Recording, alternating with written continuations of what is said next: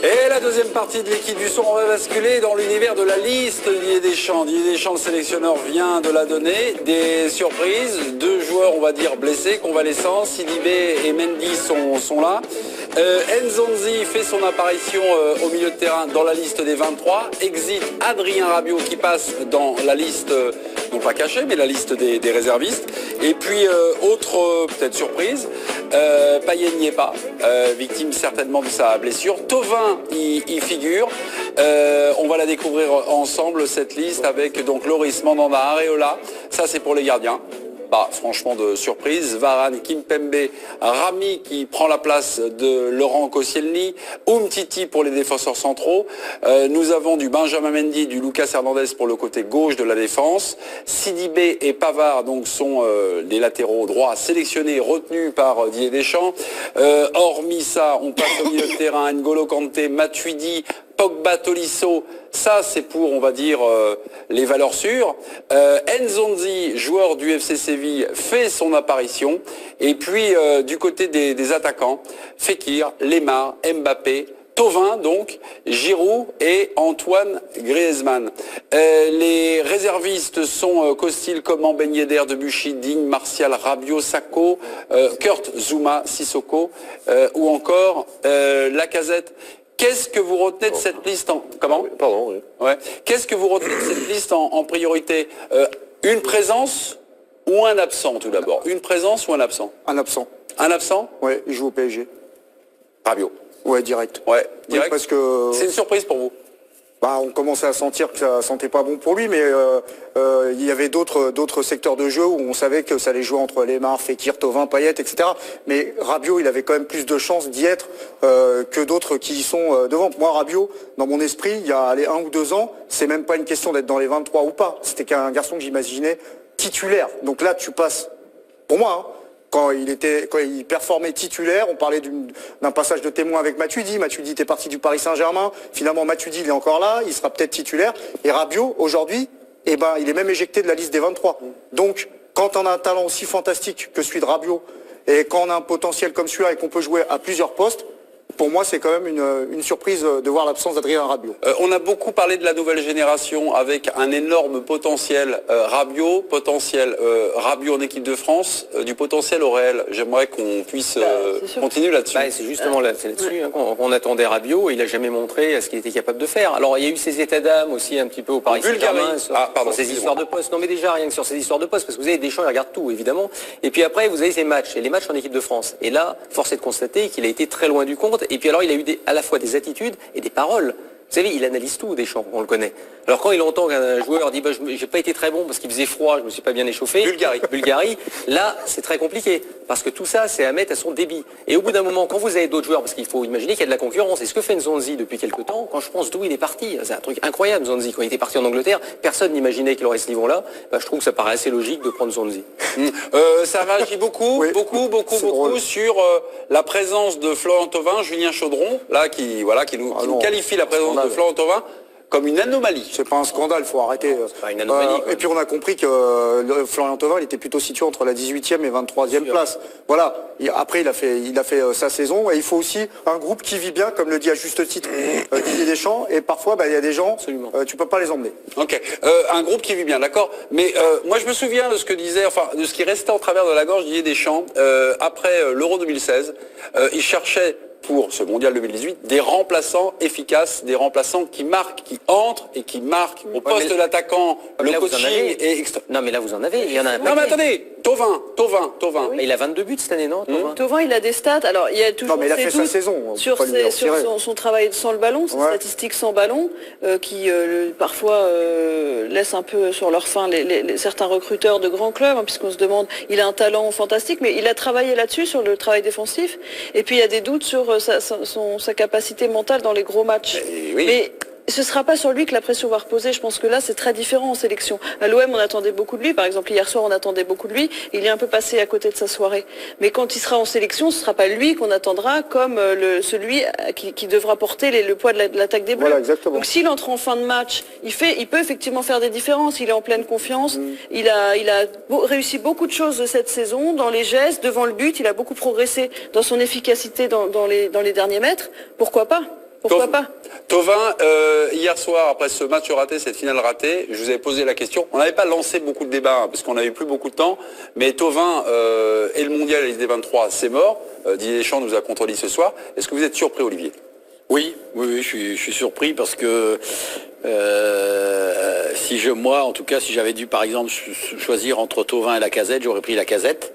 Bon, bah, ça c'est le choix, mais je respecte, je suis surpris, mais je le respecte parce que je pense effectivement que Florian Thauvin est quelqu'un de très agréable, quelqu'un qui est facile à vivre. Et il en faut des joueurs comme ça. Il en faut des gens qui acceptent plein de choses, de peut-être ne jouer que 2 minutes, ou de pas jouer du tout, ou de pas jouer du tout, c'est tout à fait possible. Donc ça fait partie du choix de la psychologie de driver un groupe.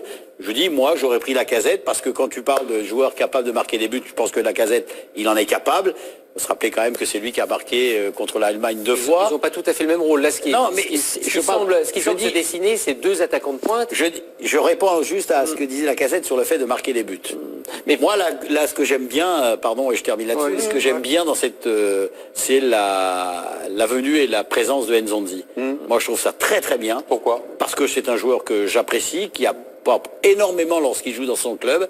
C'est un joueur qui a du talent, qui est capable d'apporter des solutions de remplacement au niveau du milieu de terrain. Moi, je trouve ça très très bon. Moi, ce qui m'interpelle dans la sélection d'Nzonzi, enfin, ce qui m'interpelle, j'en déduis peut-être, et peut-être à tort, vous allez le lire, que Nzonzi, c'est le remplaçant naturel de N'Golo Kanté. Oui.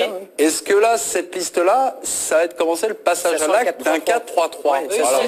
Est-ce qu'on est un peu là-dedans? Je pense qu'il a pensé son équipe, et d'ailleurs Deschamps, il l'expliquait bien sur le site là, de la fédération, il expliquait comment il faisait l'équipe. Effectivement, il pense déjà au système qu'il va utiliser, et puis les joueurs qui vont pouvoir s'intégrer à ce système-là. Et de ce côté-là, effectivement, ça sent le 4-3-3. Vous avez 6 attaquants. C'est pour ça que Thauvin, plus que Lacazette, pour une raison, à mon avis, c'est que Thauvin, c'est un joueur de côté, et Lacazette, évidemment, ça ne l'est pas. Et on a l'impression que finalement, le successeur, enfin celui qui passerait à la place de Giroud, si Giroud se blessait, ce serait Mbappé, évidemment. La seule chose qui me gêne, Hervé, dans le 4-3-3, c'est quand même... On s'aperçoit que Griezmann, son souhait quand même d'être à 2 devant, le plus sincère, oui, c'est d'être même pas en 2, c'est d'être souvent en soutien derrière. Même là, hier soir, quand on voit le travail de Diego Costa qui est quand même énorme. Hier soir et Antoine Griezmann qui tourne, qui appelle, qui revient défendre, etc. Donc dans un 4-3-3, non. Oui, il en est capable, il l'a déjà fait. Alors j'ai un petit doute. Après, le but, c'est d'arriver collectivement à avoir la meilleure association possible, parfois au détriment individuellement de certains joueurs. Oui, mais tu es obligé de faire en sorte que... joueur fort. Oui, bien sûr, bien sûr. Et là, si tu mets pas ton joueur fort dans les meilleures conditions, c'est quand même un vrai... Moi, ce serait un vrai souci, par contre. C'est ça. Si on passe en 4-3-3 en mettant pas Griezmann dans les meilleures conditions... Voilà, on est d'accord. Mais la crainte qu'il a, c'est peut-être que 2 milieux défensifs, pour l'instant, ça a montré quelques limites, peut-être. Et sur certaines équipes, ça peut être une vraie interrogation. C'est pas selon l'adversaire, Jo, franchement. Quand on aura affaire à des équipes plus fortes, peut-être qu'on reviendra en 4-3-3. Mais j'imagine pas que face à l'Australie, le premier tour, globalement, j'imagine qu'on sera peut-être plus avec 4 offensifs. Enfin, peut-être. Je suis pas Didier Deschamps. Jo, il y a beaucoup de gens, et j'ai lu notamment les premiers tweets en disant que c'est une liste incompréhensible. Vous êtes un peu, un peu déboussolé, pas déboussolé. Vous trouvez qu'il y a une cohérence? J'aimerais vous entendre, évidemment, sur l'ensemble. Ouais, sur l'ensemble de la liste. Ce que vous ressentez, en fait. Non, derrière, c'est quand même assez surprenant. Il s'appuie sur des jeunes qui ont 3 sur 8, je crois, qui n'ont pas connu de compétition. Après, il y a Sidibé qui revient de blessure. T'as Mendy qui n'a pas joué depuis 8-9 mois. Ça, c'est une vraie surprise quand même. C'est un gros point d'interrogation. Ouais, après, au milieu, je rejoins Olivier par rapport à Nzonzi. C'est une surprise, mais je ne pensais pas qu'il allait le prendre. Mais moi, je trouve que c'est une vraie bonne nouvelle pour lui et pour l'équipe de France. C'est vraiment un bon joueur. Après, il n'y a pas trop de surprises au milieu.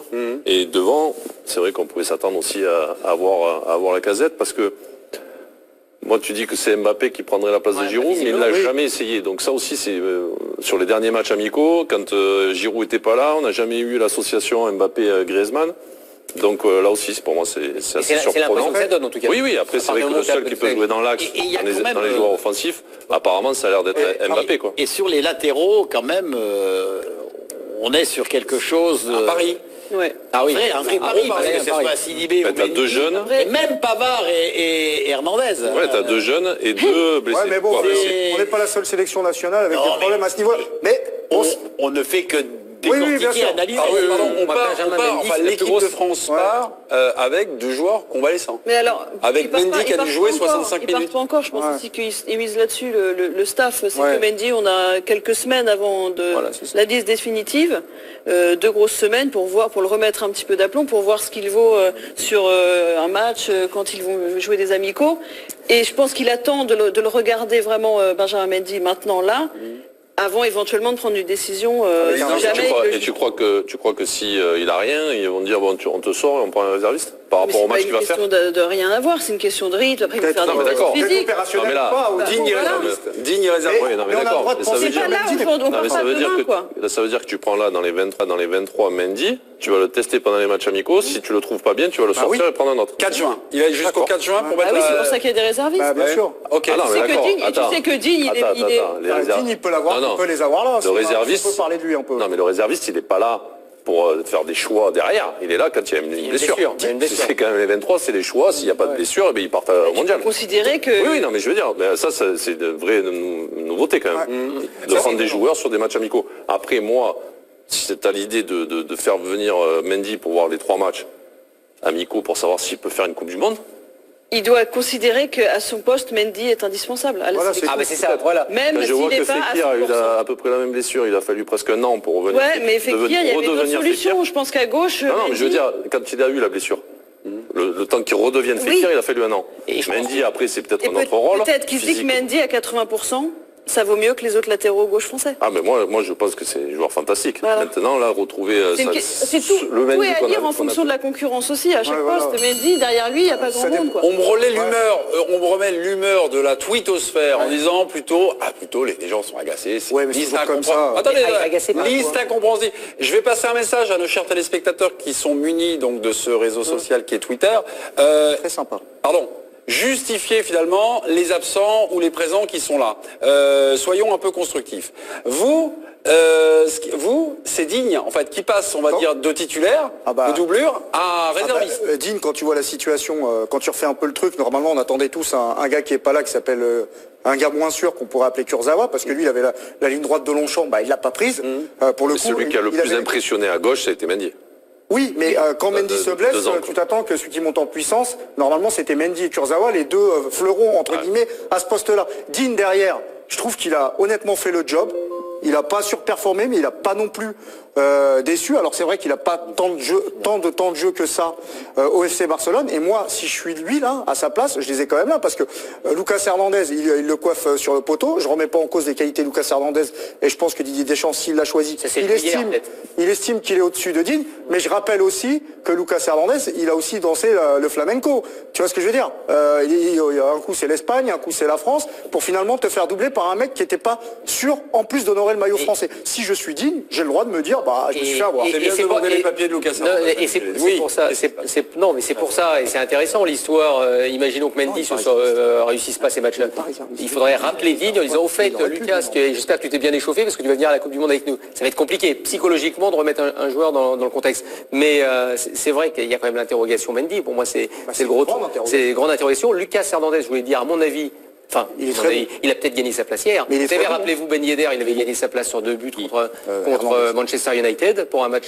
Je pense que la liste hier, elle était faite avant la finale. Oui, mais Lucas Hernandez Digne, il y avait peut-être match. Et le fait qu'il soit titulaire avec Simeone en finale, qu'il fasse une très bonne finale, il a montré quand même qu'il n'avait pas peur dans des matchs aussi importants. Ça, c'est important. Hervé a raison, parce que Diego Simeone, hier, il a quand même préféré Lucas Hernandez à un international brésilien de très haut niveau, même s'il n'a pas trop joué. Un peu blessé, qui revenait de blessure.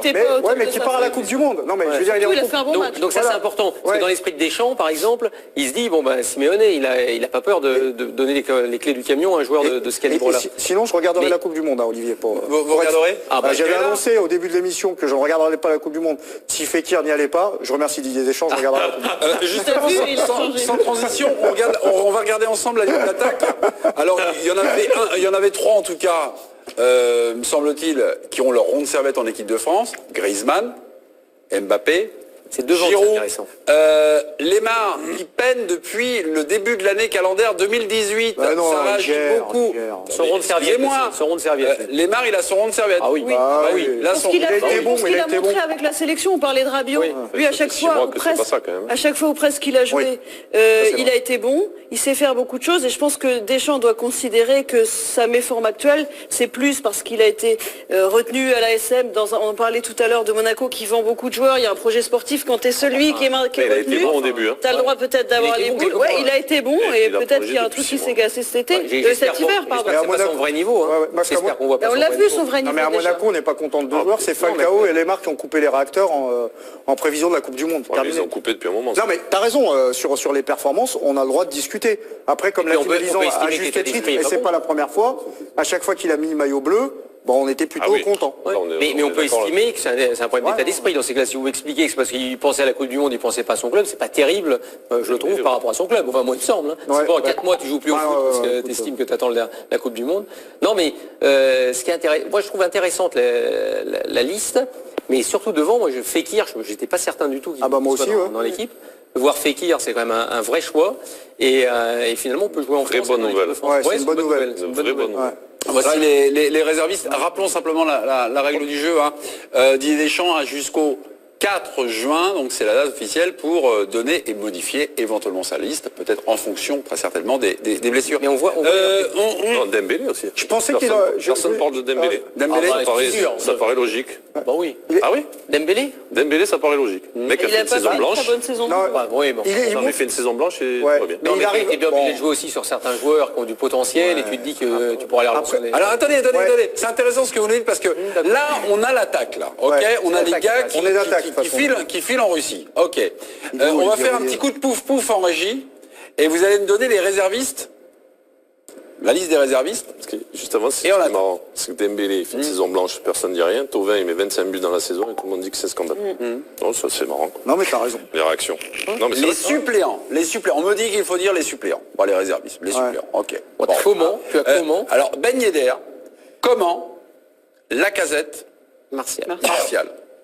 Ben Yedder, comment Lacazette, Martial. Est-ce que dans la liste finale, il y aurait un joueur qui vous aurait paru susceptible plutôt d'intégrer les 23? Mais il l'a dit, Olivier, c'est Lacazette. Je suis d'accord avec Olivier là-dessus. C'est un vrai buteur. Et en plus, c'est surprenant même par rapport à tout ce qui s'est passé en équipe de France. Contre l'Allemagne, il a été pas mal. Voilà, et de voir que c'était quand même le Giroud, Lacazette ensuite. Et puis là, Lacazette revient bien, il fait quand même, je crois, 1 mois et demi en marquant beaucoup de buts. Et à la sortie, on le voit pas du tout dans les 23. Et il va devoir mettre entre guillemets le remplaçant de Giroud. On ne sait pas qui va être. Mais ça n'a jamais été fait. Pour Lacazette, sans parler, il y a le passé et un peu le passif. On sait aussi que ça n'a jamais été une relation limpide. Il l'avait d'abord isolé sur le côté droit, si je me souviens bien, lors d'un match amical face à l'Albanie. En Allemagne, il a marqué des points quand même. Regardez qui arrive. Didier Deschamps, donc face à la presse, face notamment à Pierre Niguet. On va évidemment vous diffuser cette conférence de presse en intégralité. Et puis juste après, c'est un spécialiste sur la chaîne L'équipe. On continue jusqu'à minuit. Allez.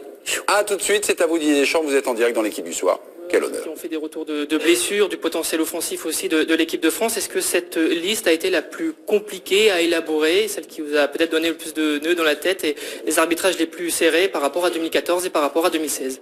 Une liste finale est toujours difficile à construire. Je l'ai dit depuis des semaines, des mois, de par la qualité des joueurs, avec une concurrence importante et avec des joueurs qui aujourd'hui ne sont pas dans les 23 mais auraient mérité.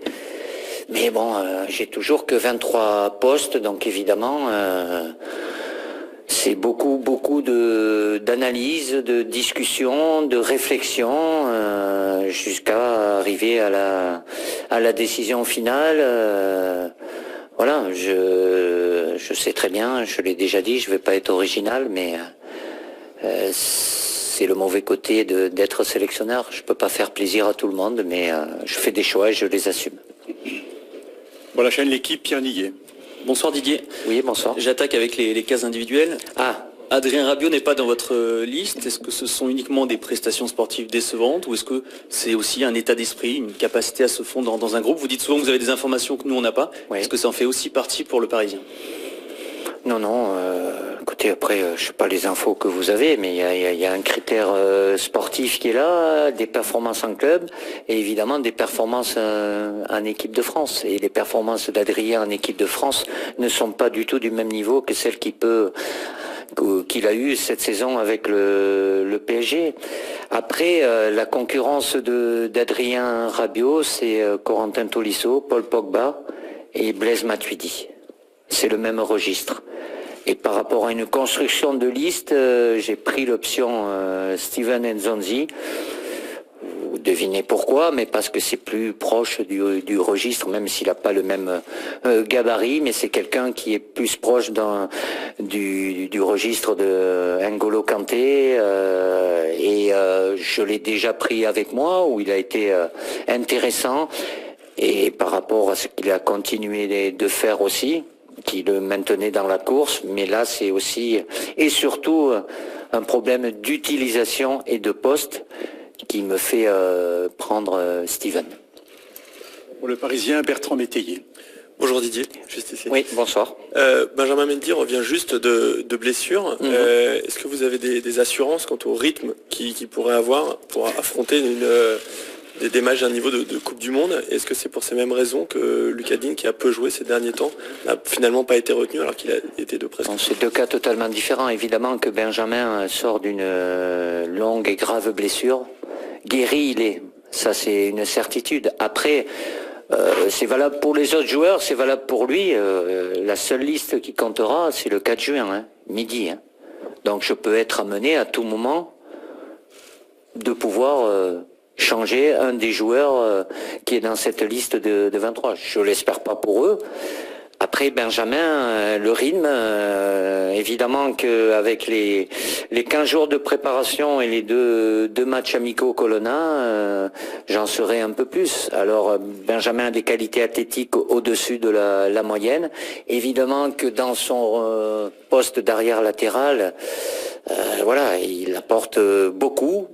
Aujourd'hui, avoir la certitude qu'il puisse maintenir ou jouer un match de 90 minutes, on va faire ça en sorte avec le staff d'avoir un peu plus de réponses avant la deadline, comme on dit, le 4 juin. Alors il est plein d'envie, bien évidemment, il a tout fait pour y être, il a eu un petit peu de temps de jeu. C'est vrai qu'il aurait pu en avoir plus. Après, je vais pas rentrer dans les choix des entraîneurs en club. Mais on l'a suivi médicalement, moi aussi directement, je vous cache pas. Il s'en était fait un objectif et évidemment qu'il y a un risque aujourd'hui.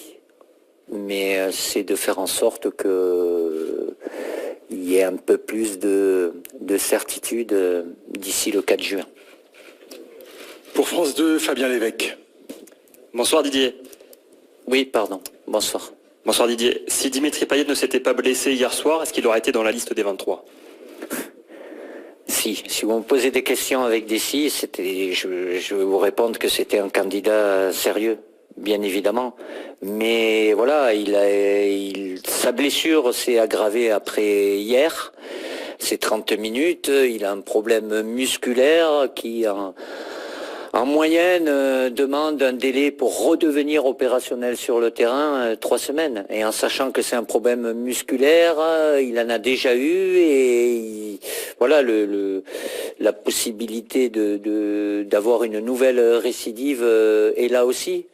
Et moi, j'ai une deadline qui est le 4 juin. J'ai eu d'autres cas de figure avec Raphaël Varane, même si c'était peut-être pas exactement le même jour et les mêmes délais, mais je me vois pas partir avec des incertitudes ou des points d'interrogation. Je sais bien que j'ai vu Dimitri extrêmement triste hier par rapport à son match.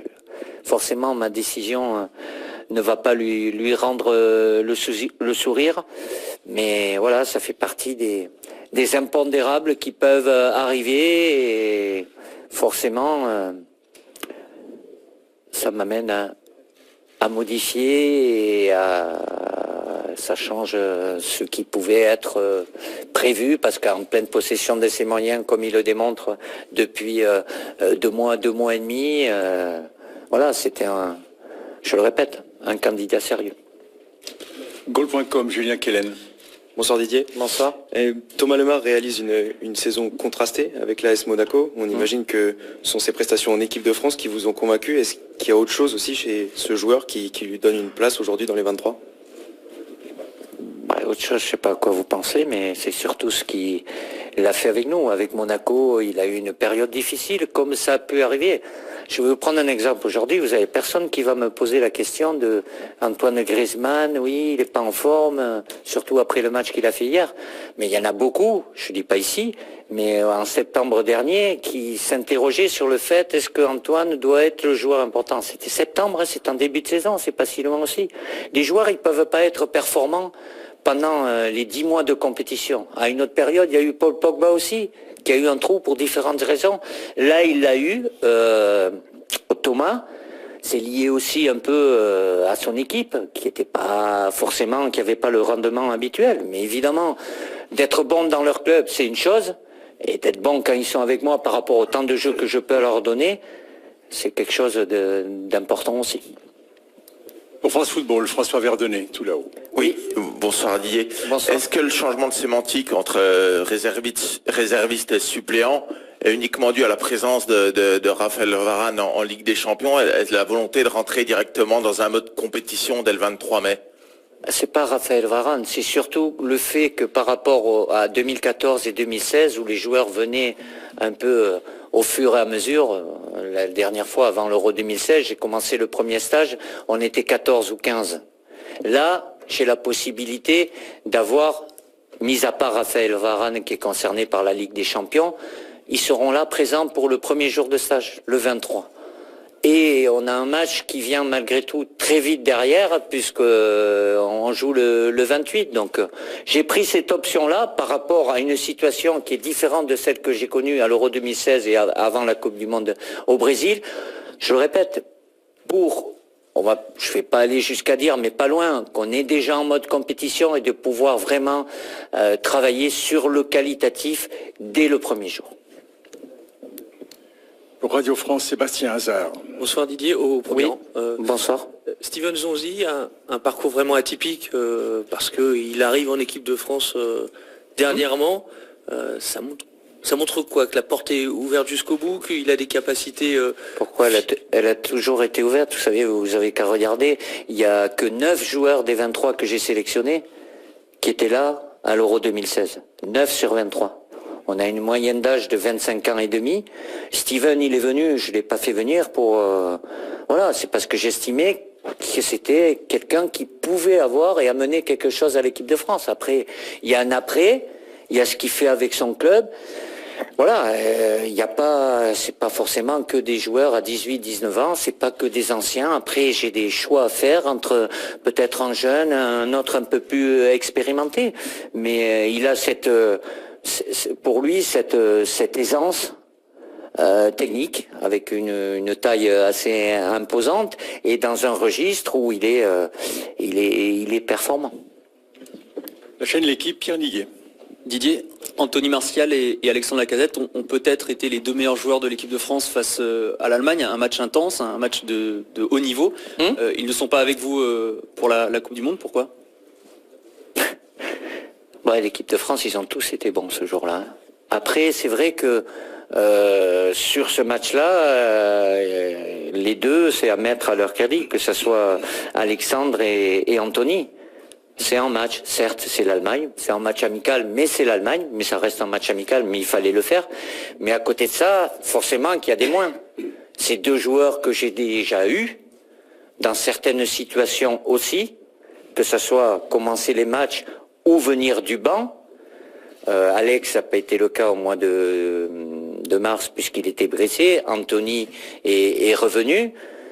Voilà, après c'est une analyse complète par rapport à ce qu'ils ont pu faire dans certaines situations et par rapport au rôle qu'ils vont avoir dans ce groupe-là par rapport à la compétition aussi. Et c'est en concurrence par rapport à d'autres joueurs, bien évidemment. Parce qu'aujourd'hui, je considère que Olivier Giroud et Antoine Griezmann, Nabil Fekir et Kylian Mbappé, ce sont des attaquants axiaux. Après qu'ils peuvent jouer à d'autres postes comme Kylian, oui, Antoine aussi, mais bon, j'ai pas besoin à la limite de dire ça, il n'y a qu'à regarder le dernier match de l'équipe de France. On joue en Russie, Kylian Mbappé, il est attaquant axial, et c'est là où il a été le plus efficace et le plus performant. Donc la polyvalence c'est bien, mais c'est parce que voilà, je veux pas, et ça sert à rien pour le groupe, d'accumuler au même poste 3-4 joueurs, alors que j'ai une utilité au cas où dans d'autres postes. Donc les postes sont doublés et les 4 attaquants axiaux, ce sont ces 4-là. Agence France Presse, Adrien de Calan. Oui, bonjour Didier. Bonsoir. J'avais une question, savoir si vous aviez eu un doute sur Mathieu Debuchy. Vous disiez que c'était important justement l'expérience, vous avez une équipe très jeune. Est-ce que c'est peut-être pas un peu dommage de passer à côté de son expérience ? Écoute, ça peut être votre avis, l'avis de d'autres. Je suis content que Mathieu ait pu retrouver la compétition. Djibril Sidibé, il y avait des interrogations qui ont été levées sur le fait qu'il puisse être rétabli. Mathieu a enchaîné de bons matchs. Sur ces 3-4 derniers, ça coince un peu plus. Il a surtout été mis en valeur, comme c'était valable pour d'autres latéraux, il n'y a pas si longtemps que ça, parce qu'il a marqué des buts importants.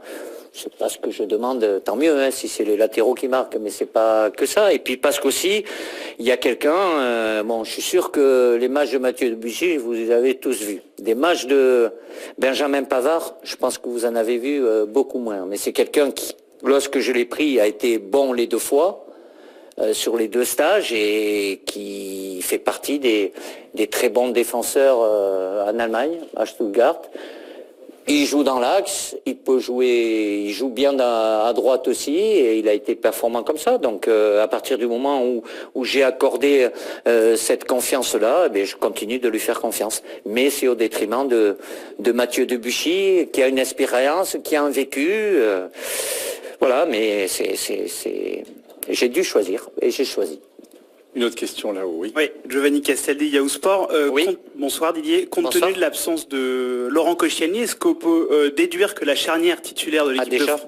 Non, je vous pose la question. Est-ce que vous allez vous appuyer sur Samuel Umtiti et Raphaël Varane comme charnière centrale titulaire ? Je pense pas que c'est très original comme question, mais bon, oui, ça me semble assez logique, mais il y a Adil Rami qui sera là et Kim aussi, donc mais évidemment que ceux qui ont joué le plus de matchs depuis l'Euro 2016, évidemment que Sam et Raphaël en font partie. Après il y a l'absence de Laurent. Je pense fort à lui parce que c'est quelqu'un qui a subi une grave blessure, qui était un joueur humainement et sportivement très important pour le groupe et voilà, je souhaite de revenir encore plus fort. Il s'était fixé comme un dernier objectif, mais c'est pas la meilleure des choses qu'il ait faite dans sa communication en disant ça. Mais c'était un objectif important pour lui et je répète, pour le groupe, pour nous, le staff, on perd un joueur de qualité qui est habitué au niveau puisqu'il était là déjà en 2014 et humainement aussi une très bonne personne. Au Beansport, Clément Chauveau. Bonsoir Didier. Bonsoir. Presnel Kimpembe va vivre sa première grande compétition internationale. Qu'est-ce que vous appréciez chez lui ? S'il est là, il a été pratiquement de toutes les sélections. Il est devenu international que sur le tard, mais il a toujours été là. Et c'est ce que je lui ai dit, je lui ai répété. Si je le prends, même s'il n'a pas de temps de jeu, il est là dans les 4. Aujourd'hui, il est dans les 4. C'est pour les mêmes raisons, même si la fin de saison un peu décousue de son club, où il n'y a plus rien à jouer, voilà. Et je lui ferai passer un petit message en début de stage pour qu'ils se remettent bien en mode compétition. Fabien Lévesque, France 2. Bonsoir Didier. Oui.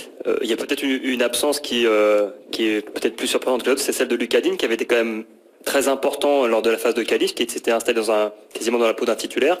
Comment expliquer du coup son absence parmi les 23 ? C'est vrai que Lucas a eu plus de temps de jeu sur les dernières sélections qu'il n'en avait eu depuis que je l'ai pris en 2014. Ça c'est le côté positif. Après, évidemment, il a depuis la dernière sélection avec le Barça, même s'il a eu du mal quand il venait avec nous, et c'est normal parce qu'il manque de rythme, il a joué que 2 fois 90 minutes. Et dans les 90 minutes, c'est une fois il a joué défenseur central.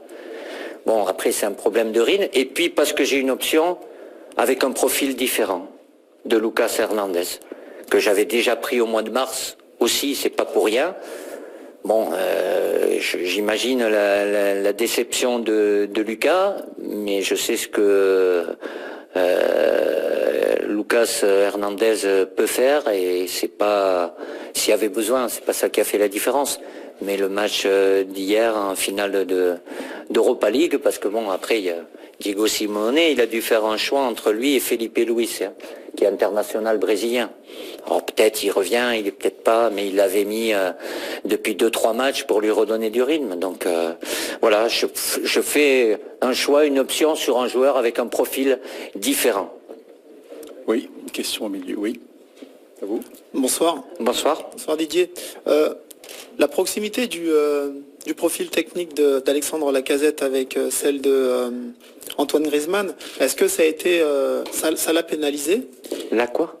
La proximité du profil technique d'Alexandre Lacazette. Et puis parce que tout à l'heure vous avez c'est votre analyse, non? J'ai du mal à suivre, mais bon, allez-y, développez. Tout à l'heure vous avez dit que vous doubliez les postes. J'oubliais les postes? Doubliez oui. Les postes. Doublé, oui. Oui, doublier. Donc oui. Non, doubler les postes. Oui, on peut le dire comme ça aussi. Ah bah donc, oui. Le fait qu'il apparaisse pas donc sur la liste des 23, est-ce que c'est par rapport à sa proximité avec celle technique, hein, avec celle de Griezmann, et concernant on va aller une par une parce que autrement je vais oublier aussi de répondre. Ok, alors j'attends. C'est pas le même registre. Si le registre de Antoine Griezmann, c'est plus Nabil Fekir. Là, c'est un rôle d'avant-centre, voilà. Et je le répète, dans ce rôle d'avant-centre, je considère qu'Olivier Giroud et Kylian sont à ce poste-là. Mais concernant Alexandre Lacazette, vous n'avez pas répondu, parce que c'est pas le même profil que Giroud. Non. C'est pas du tout le même profil non plus que Nabil Fekir. Non. Et par contre, il se rapproche davantage de celui de Griezmann. C'est des joueurs qui prennent la profondeur technique. Ah ben écoute, là, je peux pas. On ne doit pas avoir les mêmes joueurs. Je suis désolé, mais c'est pas vraiment le même registre. Déjà, il y en a un qui est gaucher, et puis il y en a un qui est vraiment plus profondeur. Si Antoine Griezmann, évidemment, il prend la profondeur, mais c'est surtout un joueur qui est là pour faire des passes et qui met du lien à une équipe. Après, on a le droit de pas avoir le même. Bien sûr, non, mais c'est votre choix. Hein. Oui, merci, oui, ça je sais. Oui. Ok, on est 67 millions Bien sûr que vous en aurez fait d'autres, apparemment différents, mais je peux le comprendre aussi. Alors vous avez dit une question après l'autre. Alors ma deuxième question, c'est concernant. Non, c'est la deuxième.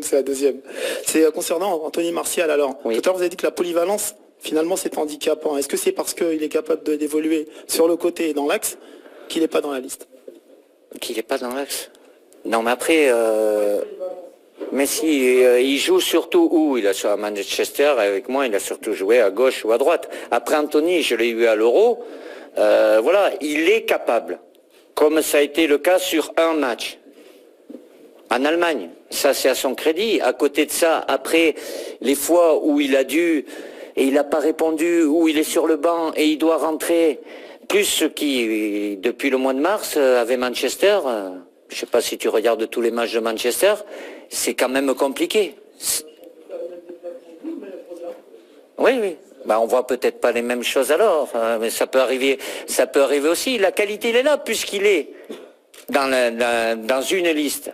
Mais par rapport à ce qu'on a eu et par rapport à d'autres joueurs aussi, Et ce que j'attends dans certaines situations, c'est valable aussi évidemment pour Alexandre Lacazette. À son crédit, je le répète, il y a ce match contre l'Allemagne, mais il y a tous les autres matchs aussi où il est venu, où certains il a commencé, peu certes, mais il a eu à rentrer, et ça c'est pas à mettre à son crédit. Après, je peux pas en accumuler et en mettre 5, 6, et puis en laisser à d'autres postes où il y en a beaucoup moins. Parce que je vois pas l'intérêt par rapport au collectif. Pour l'équipe, Vincent Duluc. Oui, si je peux avoir 2 questions, comme Philippe m'a oublié. Ah. Non, des fois, Philippe aussi l'oublie. Non, c'est la première question, compte tenu des profils des 4 attaquants axiaux dont tu viens de parler, est-ce que ça veut dire que c'est un peu plus 4-4-2 que 4-3-3, le système majoritaire, par rapport à leur profil? Et dans ce cas-là, qui est le deuxième avant-centre le plus spécifique derrière Giroud? Non, mais c'est pas. Je veux pas être. Je veux pas vous dévoiler aujourd'hui. Je veux qu'on soit capable d'évoluer dans différents systèmes et même en changer en cours de match s'il y a besoin, avec une utilisation des joueurs, des associations qui peuvent être différentes aussi. Tout est possible. Tout est possible en sachant qu'il y a une polyvalence un peu plus importante pour Kylian et pour Ousmane. Sur les côtés, Kylian, il peut jouer les 3 postes. Mais tu penses qu'il peut jouer seul sans problème au niveau international en 4-3-3? Regarde notre dernier match en Russie. C'est là où il a été certainement le meilleur. Il a marqué 2 buts. Après, avec son club, il joue avec d'autres joueurs. On lui demande peut-être d'autres choses. Il peut jouer, il peut être à 2, il peut être seul. Tout dépend avec qui, autour. Voilà, mais Kylian a cette qualité-là. Mais je veux pas... je sais aussi ce que ça peut coûter à Kylian d'être sur un côté où il y a beaucoup à travailler. En prenant l'exemple d'un système en 4-4-2, il peut le faire. Comme j'ai entendu Nabil Fekir qui a dit « mais moi je viens pour jouer arrière droit ». C'est très bien, moi aussi si j'aimerais bien jouer, mais je sais que je peux plus. Donc je suis là pour utiliser dans les joueurs dans leur meilleur poste. Après c'est une question d'association et d'équilibre. On ne peut pas être en déséquilibre, mais sur 20 minutes, en cours de match, je peux être amené parce que j'ai des options différentes. Et ma deuxième question sur Florian Thauvin, parce qu'on a à peu près parlé de tout le monde, mais pas encore de lui. Oui. Il est là, je sais pas. Non. C'est bien que tu m'en parles. Ce que je veux dire, c'est il a très peu de vécu en équipe de France pour l'instant. Oui. Il a très peu joué. Il n'a pas vraiment encore pris. Mais il était là souvent, lui aussi. Oui, il était là souvent, mais il a très peu joué. On lui reproche de ne pas toujours être là dans les grands matchs, et c'était le cas par exemple hier soir. Est-ce que le concernant, c'est un pari? Est-ce que c'est un pari pour toi? Non, c'est pas un pari. Mais parce qu'il avait un très bon défenseur latéral gauche en face de lui. C'est pour ça. Non, mais pour hier soir. Dans les grands matchs, qu'est-ce qu'on prend comme grand match? Après, chacun peut avoir sa propre analyse. Si aujourd'hui, il y en a un ou plusieurs qui peuvent dire Florent Thauvin ne mérite pas. Il n'y a qu'à regarder, en termes de statistiques, après c'est gros match, pas gros match, les buts, les passes décisives, il faut les faire. Évidemment qu'il a été très souvent avec nous, il n'a pas eu toujours beaucoup de temps de jeu, mais lui aussi c'est parce que c'est quelqu'un qui est spécifique à un rôle bien précis. Florian, c'est côté droit. Que ça soit à 3, à 4, c'est côté droit. Et le fait de sa saison, qui est remarquable en termes de statistiques, je suis d'accord qu'avec nous, il n'a pas eu, mais il était là aussi. Évidemment que je ne vous cache pas son caractère, son attitude dans le groupe, c'est quelqu'un d'exceptionnel. C'est pas ça qui fait la différence, mais c'est apporté à son crédit aussi. Mais c'est surtout le fait que c'est un spécialiste côté droit. Et c'est une option différente en étant un gaucher, un faux pied, et où il a fait pas mal de misère à beaucoup de latéral gauche, beaucoup moins à Lucas Hernandez hier soir. Ça c'est sûr. On va prendre les 4 dernières questions. Une question s'il vous plaît. Julien Kellen, goal.com. Oui. Comme en 2016, c'est un forfait qui profite entre guillemets à Adil Rami. Qu'est-ce qu'il avait de plus que les joueurs qui pouvaient éventuellement postuler en défense centrale comme Laurent Koscielny ou... Non. Adil Rami. Par rapport à ceux qui pouvaient postuler comme Aymeric Laporte ou Clément Langlais éventuellement. Mais déjà par rapport à ces 2 joueurs-là que vous me citez, c'est qu'ils jouent à droite. Et j'ai eu le problème, vous le savez, avant l'Euro, où Samuel Umtiti, dans un premier temps, était réserviste, et l'association des gauchers dans une défense centrale, c'est vraiment pas très compatible, et encore moins au niveau international. Donc évidemment, mais indépendamment de ça, qui joue à droite, c'est une chose. Mais parce que voilà, il a fait une grosse saison avec l'Olympique de Marseille, et c'est quelqu'un qui a une expérience internationale, puisqu'il était là à l'Euro, il n'est pas venu après systématiquement, mais dans un rôle de défenseur central, le vécu, l'expérience par rapport à Samuel, même s'il a une petite expérience, mais Umtiti qui est jeune, et Presnel qui est aussi jeune. Il faut aussi, ça aussi c'est quelque chose d'important pour l'équilibre. Pour l'AFP, Adrien Decalan. Oui, bonjour. Je crois que nous, on a compris concernant Karim Benzema, mais la presse étrangère comprend pas et nous demande souvent pourquoi. Est-ce que vous pourriez peut-être... Mais vous reprenez mes enregistrements à chaque fois depuis... Non, c'est bon. Nous dater le moment de la rupture, c'est sa déclaration dans Marca. Il n'y a pas de rupture. Je me répète sans cesse. Après, reprenez ce que j'ai dit. Je ne vais pas vous redire les mêmes choses. Vous pouvez même traduire, parce que je ne parle pas toutes les langues en étranger, donc vous avez de quoi, la matière, elle change pas, donc voilà. Yahoo Sport et Sal Castaldi. Oui. Rebonjour Didier. Concernant Antoine Griezmann, il est indécis quant à son avenir. On l'annonce au FC Barcelone. Est-ce que vous avez discuté de sa situation en club avec lui? Je discute, oui, souvent avec Antoine, mais n'attendez pas que je vous donne la moindre... Il a dit qu'il voulait régler sa situation personnelle avant le début de la Coupe du Monde. Et il a dit, il le fera sans doute. D'accord. Puisqu'il vous l'a dit. La dernière question pour François Verdonnet de France Football. Didier, c'est une question à triple entrée. Vous avez déploré le... Je vais essayer de faire une triple sortie alors. C'est la dernière, Philippe? Ah bah ça va alors. Vous avez déploré l'absence de Laurent Koscielny, qui était quand même un des leaders de cette équipe de France, leader on va dire de vestiaire et de terrain. Et l'avant-dernier match contre la Colombie a montré que cette équipe de France manquait de leader. Récemment, Paul Pogba a affirmé qu'il voulait prendre un peu le manche en se déclarant. Non, mais on lui a tendu surtout le manche ou la perche. Donc il a prise, mais... Et hier, Antoine Griezmann a montré qu'il était un vrai leader lors de la finale de l'Europa League. Est-ce que vous allez forcer justement certains joueurs On force pas.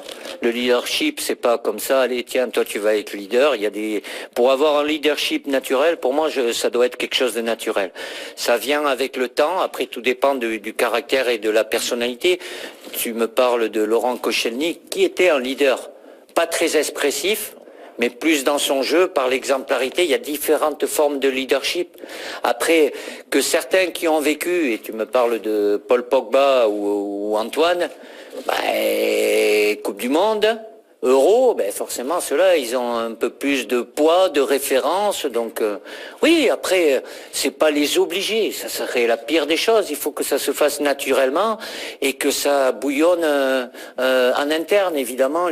Ceux qui arrivent, les jeunes qui ont un peu moins de vécu, ça met du temps, mais ces joueurs-là, de par ce qu'ils ont vécu avec nous, et ont quelque chose en plus par rapport aux autres. Et aujourd'hui, si vous aviez à nous donner des noms, quels seraient les leaders de l'équipe de France? Regardez ceux qui ont un vécu, qui ont déjà plusieurs compétitions. Il y en a 6 qui étaient là en 2014. C'est pas énorme. Hein. Et 9 en 2016. Et 9 en 2016. 2016, c'est frais, mais quand on a déjà fait une Coupe du Monde et un championnat d'Europe, déjà on a un bon vécu, quoi. Donc vous les connaissez, il n'y a qu'à regarder ces 6 joueurs-là, évidemment, plus les 3 qui étaient là à l'Euro, c'est déjà bien d'être à l'Euro, mais il y en a 14, ça va être la découverte. Alors ils ont beaucoup de qualités, bien évidemment, et j'ai dû choisir, je le répète, et dans beaucoup de joueurs qui méritaient et qui avaient le potentiel pour être là. Comparativement à d'autres sélections, on peut citer le Brésil, l'Espagne, l'Allemagne, au niveau compteur sélection, on en a beaucoup moins, ce qui n'empêche que voilà, l'ambition, oui, mais il faudra le démontrer sur le terrain et en ayant l'humilité nécessaire aussi. peu importe la qualité elle est là et je suis très content d'avoir cette qualité, de travailler avec des joueurs qui ont beaucoup de qualité. Merci Didier. Merci.